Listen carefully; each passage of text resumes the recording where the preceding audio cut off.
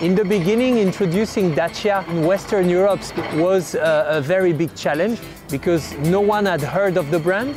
In Central and Eastern Europe, it was even maybe a bigger challenge because the reputation of Dacia brand was not so positive.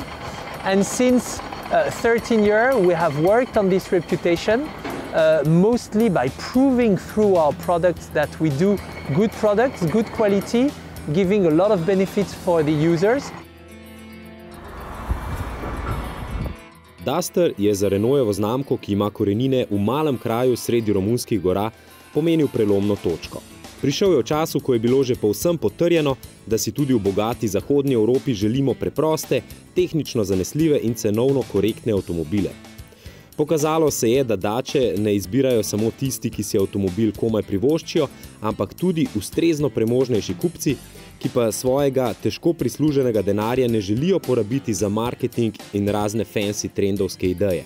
Pripravljeni so plačati izključno za uporabne tehnikalije.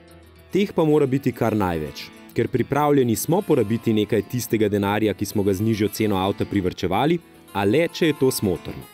How can you determine what goes into the Dacia and what stays for the Renault? We have a very simple rule. This equipment has to be simple, it has to be reliable, it has to be affordable. I take the example of the new multi-view camera. We decided not to adopt an around view monitor with a processed image of the surrounding of the car because it would have been more expensive. So you are always 2 or 3 years behind the competition? We only introduce a technology when it is fully proven. Let's take the example of the keyless access. It's been in the Renault range and in the market for at least 10 years. We want high satisfaction of our customers, so we always wait a period of time before introducing technologies. This is for sure. Dacia Duster je v poplavi malih športnih terencev, ki so v zadnjih nekaj letih dobesedno preplavili avtomobilski trg, kar en velik posebnež. Poseben je namreč zato, ker ob takšni karoserijski prostornosti in v cenovnem razredu okoli 20 000 evrov ponuja 4-kolesni pogon.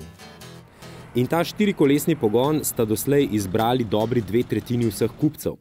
Po eni strani zato, ker je zaradi nizke cene dosegljiv, a tudi zato, ker je 4-kolesno gnani Duster v kombinaciji z 21 cm oddaljenostjo od tal, zaščitnim dnom ter odličnimi vstopnimi in stopnimi koti resnično zmogljiv terenec. As an evidence of this, we even provide a Duster to some organizations that have a very intensive usage of their vehicle. We have in Slovenia the famous partnership with the mountain rescuers. Also in several countries we provide Duster to some teams working for the water and forest organizations. Terenskost je seveda ena Dusterjevih bistvenih značilnosti, zato je bilo nujno, da je Duster druge generacije ostal vizualno izredno podoben svojemu kultnemu prvencu. In to, čeprav so enaki predhodniku ostali le motorji, pa še pri teh so na voljo nove kombinacije, naprimer dvosklopčni avtomatski menjalnik, ki ga toplo priporočamo.